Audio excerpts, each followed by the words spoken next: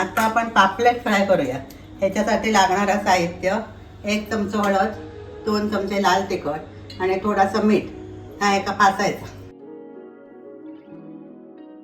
म्हणजे नीटपणे फासला जातो.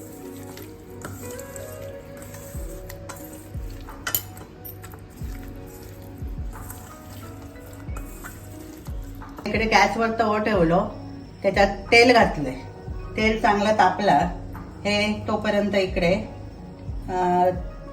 थोडासा तांदळाचा पीठ आणि रवा घालून पीठ तयार करायचे. त्यात ते सगळे बुडवायचे आणि तेलात सोडायचे.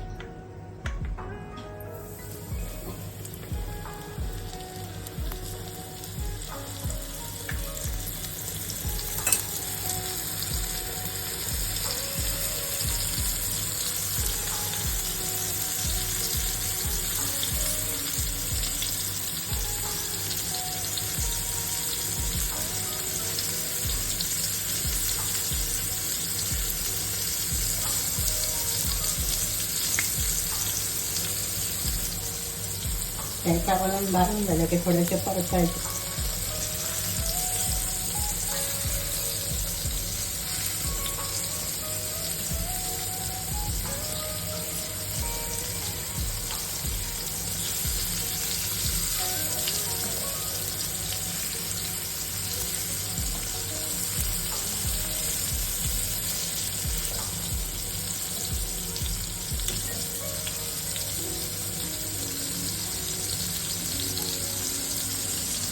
आता त्याला बघायचे दुसरीकडून परतायचे. परत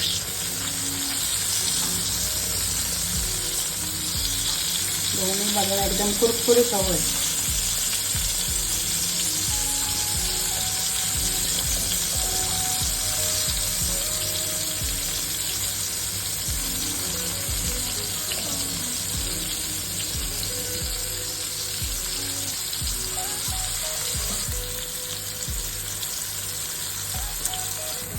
आता या कुरकुरीत झालेत. आता हे एका प्लेटमध्ये काढून घ्यावे.